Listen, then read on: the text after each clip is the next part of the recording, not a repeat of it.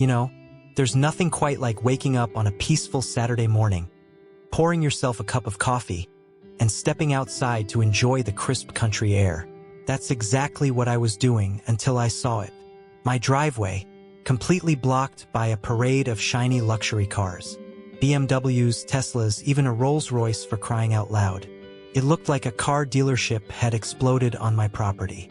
And let me tell you, nothing ruins your morning faster than realizing your neighbor's wedding circus has decided your driveway is their personal parking lot. Now, let me back up for a second and introduce you to Karen. Yes, her name is actually Karen. And yes, she lives up to every stereotype you're imagining right now. She's the self-appointed queen of our little HOA neighborhood, a woman who once tried to fine me for leaving my Christmas lights up until January 2nd. January 2nd. She's the type who sends passive-aggressive emails about lawn care while her own backyard looks like a jungle. And now, apparently, she thinks she owns my driveway too. So there I am, standing on my porch in my slippers, staring at this mess of cars. At first, I think maybe it's just a mistake. Maybe someone got lost or didn't realize this wasn't public parking. But then I see them, Karen's wedding guests, waltzing across my property in their fancy suits and cocktail dresses like they're strolling through Central Park. One guy even stops to take a selfie with my barn in the background. My barn, like it's some kind of rustic Instagram backdrop for his overpriced outfit. I march over to Karen's house, where the wedding is already in full swing. There's a string quartet playing under a gazebo that definitely wasn't there yesterday, and waiters are walking around with trays of champagne flutes. It looks like something out of one of those bridal magazines where the budget is more money than sense. I spot Karen barking orders at some poor caterer and make my way over. Karen, I say, trying to keep my cool, your guests are blocking my driveway. She barely glances at me before waving her hand dismissively. Oh, Jack, it's just one day. Relax, relax, relax. Lady, you've got strangers trampling all over my property like it's the red carpet at the Oscars. And you want me to relax? I take a deep breath and try again. Karen, I say through gritted teeth, I need access to my driveway. You can't just block it. She rolls her eyes and says something about how they'll move the cars later, when the ceremony is over. Then she turns back to her caterer like I'm some kind of mosquito buzzing in her ear. Now let me ask you something. Have you ever had a neighbor who thought they were above the rules? Someone who acted like their convenience was more important than your basic rights? If you have, or if you've ever wanted to teach someone like that a lesson, drop your story in the comments below because I'd love to hear it. Anyway, back to Karen. By this point, I'm fuming, but instead of causing a scene right then and there, I decide to head back home and think things through. After all, I'm not one for rash decisions, no matter how tempting it might be to let the air out of all those tires parked in my driveway.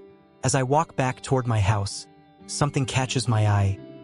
Duke and Rusty, my two ranch dogs, sitting by the fence with their tails wagging like they're waiting for instructions. Now let me tell you about these dogs. They're smarter than most people I know and twice as loyal. They've been with me through thick and thin, from rounding up cattle to chasing off coyotes. And as I look at them sitting there with that mischievous glint in their eyes, an idea starts forming in my head. You see, Karen might think she runs this neighborhood with her HOA rules and her fancy parties, but out here on my ranch, this is my territory.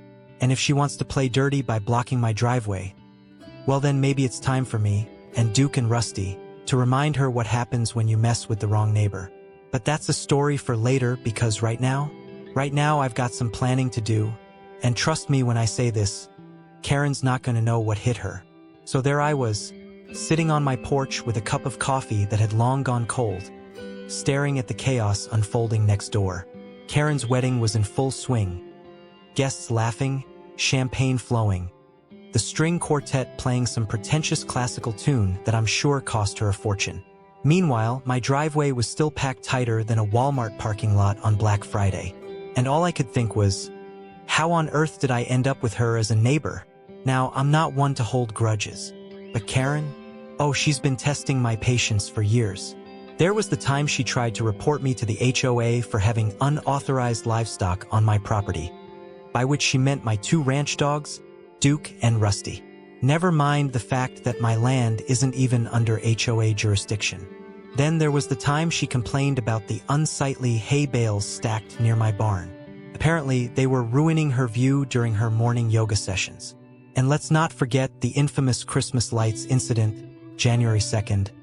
Folks, January freaking 2nd. But this?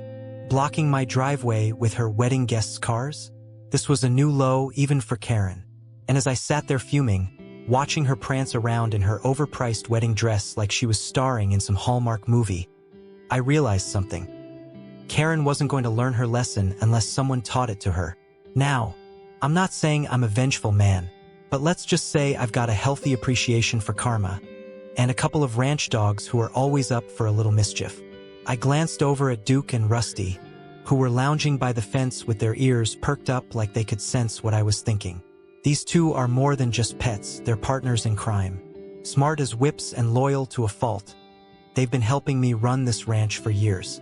Herding cattle? No problem. Chasing off coyotes? Piece of cake. And now? Well, let's just say they were about to add wedding guest management to their resumes. But before we get to that part, let me tell you how this plan came together. First, I took a good look at the lay of the land, or more specifically, the mud pit sitting smack dab in the middle of my property. You see, we'd had some heavy rain last week, and one corner of my pasture had turned into a muddy mess that could swallow a pair of designer heels whole. It wasn't exactly pretty, but it was perfect for what I had in mind. Next, I thought back to Karen's little stunt with the HOA rules, the one where she tried to fine me for having Duke and Rusty on my own land. That memory alone was enough to make me grin like a kid on Christmas morning. Because if Karen wanted to play dirty with her fake HOA authority, then by all means, let's get dirty. I called Duke and Rusty over and gave them a quick pep talk. Not that they needed much convincing. These dogs live for action, and the sight of all those strangers wandering around near our property line had already put them on high alert. "All right, boys," I said, scratching behind their ears. "You see those fancy folks over there? The ones trespassing on our land like it's some kind of country club? Well, it's time we reminded them whose ranch this is." Duke wagged his tail like he understood every word I said, and honestly, he probably did, while Rusty let out an excited bark that made me laugh out loud. Now here's where things get interesting. As I'm gearing up for Phase 1 of Operation Mud Pit, I noticed something hilarious. Karen's guests are already starting to wander onto my property without a care in the world. One guy in a tuxedo is posing for pictures near my barn like he thinks he's in some kind of Ralph Lauren ad campaign. A group of women in high heels is teetering dangerously close to the mud pit while snapping selfies with their overpriced phones. It's like they've never seen an actual ranch before and decided today was their chance to cosplay as country folk. And that's when it hit me. Why wait for Karen to move those cars when her guests are practically begging for trouble? I whistled for Duke and Rusty and pointed toward the group near the mud pit. "Go get him," I said with a grin. What happened next was nothing short of poetry in motion. Duke and Rusty took off like rockets, barking just enough to get everyone's attention without actually scaring them. They're professionals, after all. The guests froze for a moment, probably wondering if they were about to be mauled by wild animals. But before anyone could panic, Duke started circling around them like he was herding cattle. Rusty followed suit, cutting off any stragglers who tried to wander away. The best part? These city folks had no idea what was happening. They just stood there looking confused while my dogs expertly guided them straight toward the mud pit. And then, splat, one by one, Karen's guests started slipping and sliding into that muddy mess like it was an Olympic sport. Designer shoes? Ruined. Expensive dresses? Covered in muck. Perfectly styled hair? Forget about it. I'd be lying if I said I didn't enjoy every second of it. Of course, it didn't take long for Karen herself to notice what was going on. She came storming over in her wedding dress. Mud splattered all over her hemline, and started yelling at me like it was somehow my fault that her guests couldn't stay on their side of the property line. "Jack!" she screeched, waving her arms around like a banshee. "Call off your dogs right now." I leaned against my fence and took a sip of coffee before replying as calmly as possible. "Oh, don't mind them. They're just doing their job." Karen looked like she was about ready to explode when one particularly unlucky guest lost his balance and fell face first into the mud pit with an audible plop. That's when Duke trotted over and gave him an enthusiastic lick on the cheek. Because hey, even ranch dogs have manners. By this point, Karen was practically foaming at the mouth. But instead of apologizing or taking responsibility for her guest's behavior, she doubled down and started threatening legal action. "You'll be hearing from my lawyer," she shouted as she stomped back toward her house. And you know what? That suited me just fine, because if there's one thing I've learned from dealing with Karen over the years, it's that sometimes you've got to fight fire with fire, or in this case, mud with mud. Now, let me tell you, if there's one thing I've learned from living out here in the sticks, it's that ranch dogs are smarter than most people, and a heck of a lot more reliable. Duke and Rusty didn't just herd Karen's guests into that mud pit like pros. They did it with style. But as much as I enjoyed watching Karen's wedding party turn into an impromptu mud wrestling match, I knew this wasn't over. Oh no, Karen wasn't the type to let something like this slide. She'd come storming back with her usual threats and self-righteous attitude, and I'd need to be ready. Sure enough, not 10 minutes later, Karen was back at my fence. Her wedding dress now looking like it had been dragged through a swamp. Her face was redder than a ripe tomato, and she was waving her arms around like she was trying to swat invisible flies. "Jack!" she screeched. "You've ruined my wedding. Ruined it." I leaned against the fence and gave her my best innocent smile. "Ruined it? Karen, your guests wandered onto my property. My dogs were just doing their job." "Doing their job?" she shrieked. "Your dogs attacked my guests." I raised an eyebrow at that one. "Attacked? Karen, they didn't even bark aggressively. They just guided them." Karen wasn't having any of it. She jabbed her finger in my direction and spat out the words I'd been expecting. "I'm calling my lawyer. You'll be hearing from him." Now, here's where things get interesting. You see, Karen loves throwing around legal threats like confetti at a parade, but 9 times out of 10, she doesn't have a leg to stand on. Case in point, the time she tried to fine me for having unauthorized livestock on my property, despite the fact that my land isn't under HOA jurisdiction, or the time she tried to report me for excessive noise because Duke barked once at a squirrel. So when Karen started ranting about lawsuits and damages, I knew exactly how to handle her. "Karen," I said calmly, "before you go calling your lawyer, let me remind you of a few things." She crossed her arms and glared at me like I was the devil himself. "First," I continued, "your guests were trespassing on my property. That's strike one." Karen opened her mouth to argue, but I held up a hand to stop her. "Second," I said, "I've got security cameras all over this ranch, including footage of your guests blocking my driveway and wandering onto my land without permission." Her face paled at that one. She hadn't expected me to have actual evidence. "And third," I added with a grin, "you might want to check your HOA rules before you start throwing around legal threats, because as you know very well, my property isn't part of the HOA." Karen sputtered something unintelligible before storming off in a huff. But as satisfying as it was to watch her retreat, I knew this wasn't the end of it. Karen wasn't the type to admit defeat gracefully. She'd find some way to escalate things. She always did. Sure enough, about an hour later, 2 police officers showed up at my gate. Now, before you start thinking this is where things get serious, let me assure you, these guys weren't exactly thrilled to be here. One of them, a middle-aged guy with a mustache that looked like it belonged in an old western, gave me an apologetic shrug as he approached. "Afternoon," he said. "We got a call about some dogs causing trouble?" Couldn't help but chuckle at that one.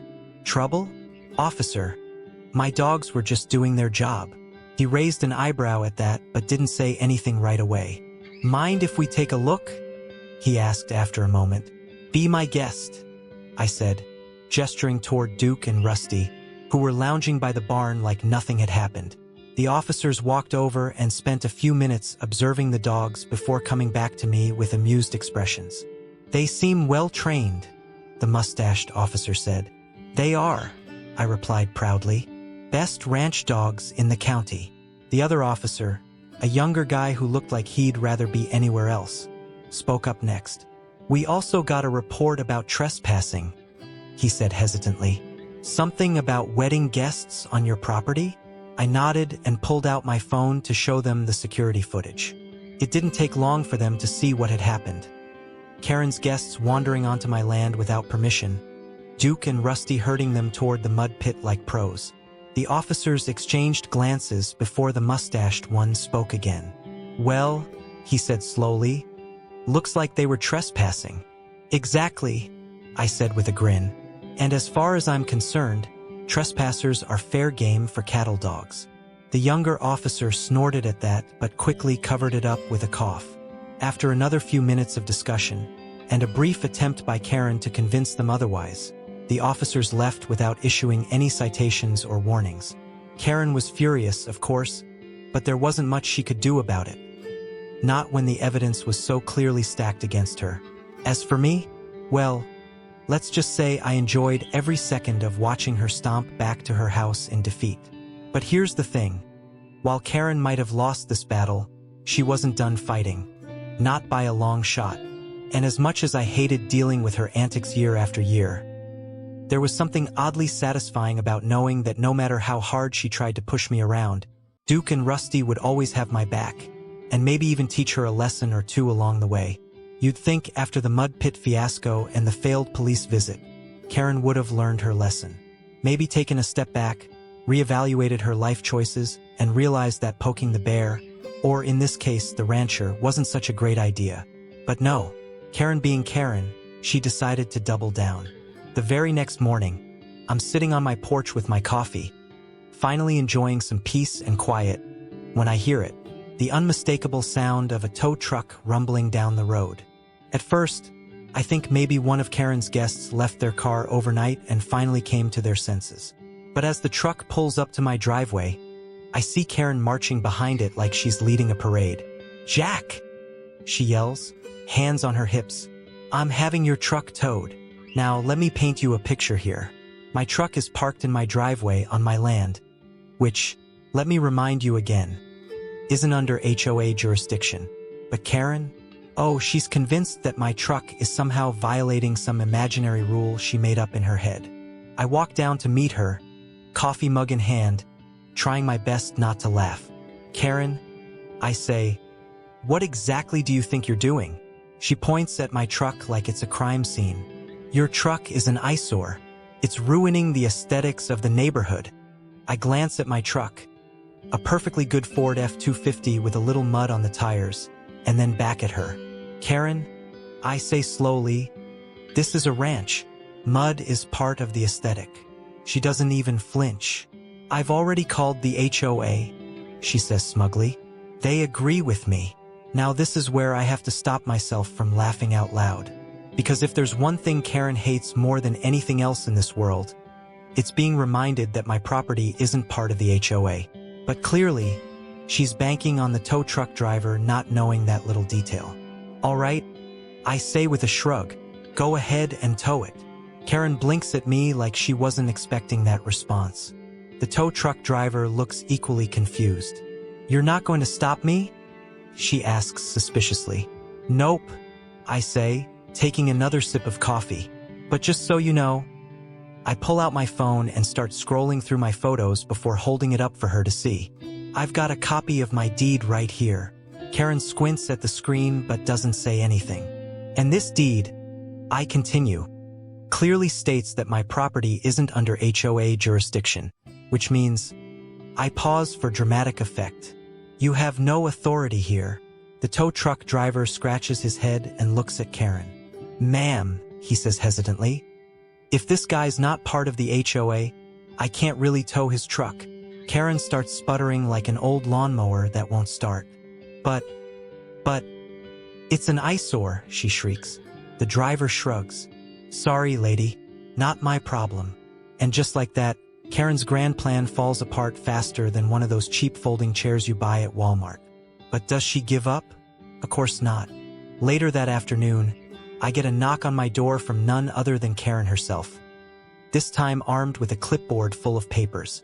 "Jack," she says in her most condescending tone, "I've drafted a formal complaint against you." I raise an eyebrow and take the clipboard from her hands.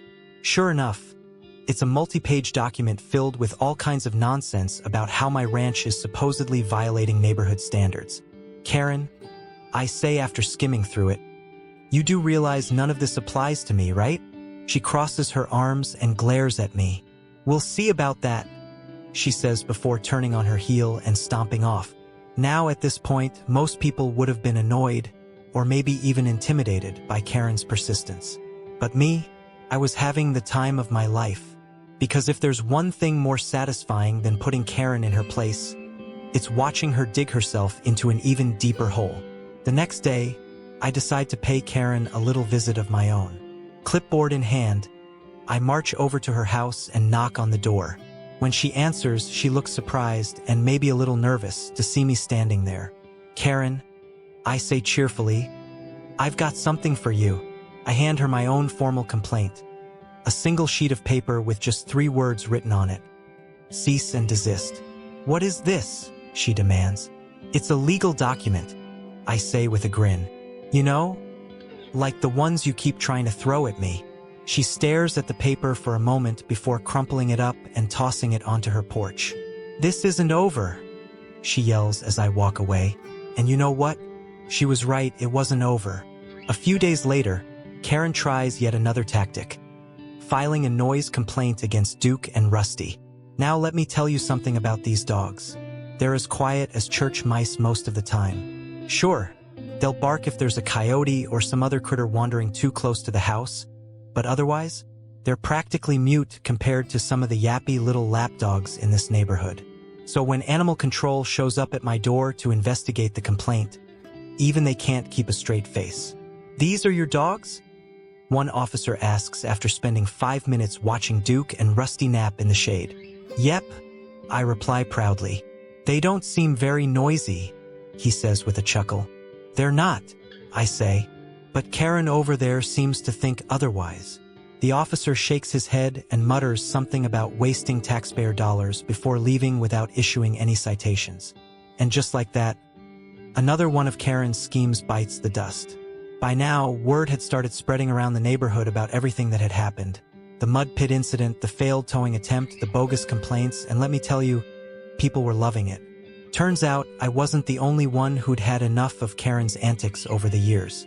One neighbor told me she tried to fine him for painting his mailbox without getting HOA approval first, even though he'd used the exact same color as before. Another said she'd reported him for having an unapproved vegetable garden in his backyard, because apparently tomatoes are offensive now. The more stories I heard, the more obvious it became. Karen wasn't just annoying. She was downright unbearable. And while most folks were too polite or too scared to stand up to her, well, let's just say Duke and Rusty weren't afraid to get their paws dirty when duty called. After Karen's failed attempts to tow my truck, file bogus complaints, and sick animal control on Duke and Rusty, you'd think she'd finally wave the white flag. Right? Wrong. Karen doesn't quit. She doubles down like a gambler on a losing streak, convinced that the next hand will turn everything around. And let me tell you, her next move was a doozy. A few days after the noise complaint debacle, I get an email, not from Karen this time, but from the HOA itself. Apparently, Karen had convinced them to send me a formal letter demanding I comply with neighborhood standards. Now, I don't know what kind of Jedi mind tricks Karen used to pull this off, but somehow she managed to rope the HOA into her crusade against me, even though my property isn't part of their jurisdiction. The letter was full of legalese about maintaining community harmony and adhering to aesthetic guidelines, which is HOA speak for Karen doesn't like your truck or your dogs. It even included a veiled threat about potential fines if I didn't rectify the situation promptly. Now, I could have ignored the letter entirely. It wasn't legally binding after all. But where's the fun in that? Instead, I decided it was time to turn the tables on Karen once and for all. First things first, I drafted my response. And let me tell you, I didn't hold back. I started by reminding the HOA that my property was legally exempt from their rules, complete with references to my deed and local zoning laws. Then I politely suggested they focus their efforts on actual HOA members instead of harassing innocent ranchers. And finally, just for good measure, I attached a copy of the security footage showing Karen's guests trespassing on my land during her wedding. I sent the email off with a satisfied grin and waited for the fallout. Sure enough, it didn't take long for the neighborhood grapevine to start buzzing. Turns out my email struck a nerve. Not just with the HOA board, but with other residents who'd been dealing with Karen's nonsense for years. One neighbor forwarded me a chain of emails where Karen had tried to fine him for painting his fence without prior approval.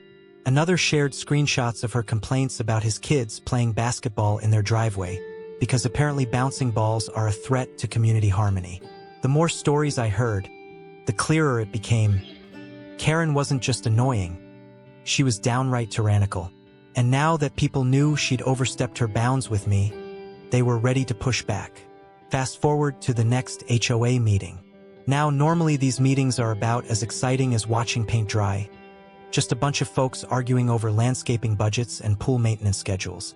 But this time was different. Word had spread about Karen's antics, and the room was packed with neighbors who were fed up with her power trip. People were sharing their stories left and right, about bogus fines, ridiculous complaints, and endless micromanaging. Even some of her former allies on the HOA board started turning against her when they realized how much bad blood she'd stirred up. And then came the piece de resistance, my security footage. When I played the video showing Karen's wedding guests blocking my driveway and trespassing on my land, the room erupted into laughter. One guy even shouted, "Looks like she needs to fine herself." And when I pointed out that Karen had tried to involve animal control over Duke and Rusty, two dogs who were practically local celebrities at this point, the crowd started chanting their names like they were sports mascots. Duke, Rusty, Duke, Rusty. Karen tried to defend herself, of course. Something about upholding community standards and protecting property values. But by then it was too late. The tide had turned against her, and nothing she said could undo the damage.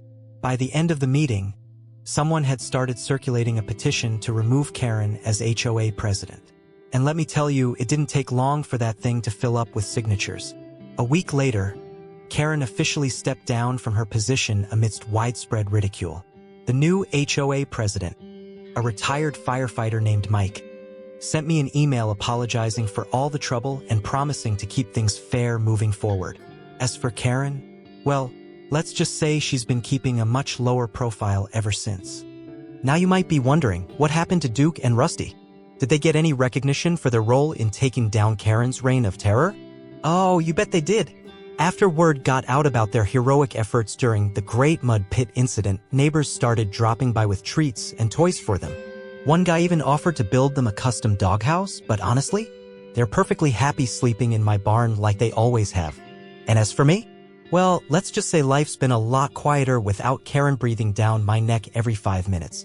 My truck is still parked in its rightful spot, Duke and Rusty are still running free, and my coffee tastes just a little sweeter knowing that justice has been served.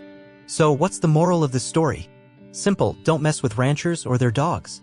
Because out here in the country, we don't just protect our land, we protect our pride. Now before you go, let me ask you something. Have you ever dealt with a neighbor like Karen? Someone who thought they ruled the block and made your life miserable? If you have, or if you enjoyed hearing about how Duke and Rusty helped me take her down, do me a favor. Hit that like button, share this story with your friends, and leave a comment below telling me your own neighbor from Hell Tales.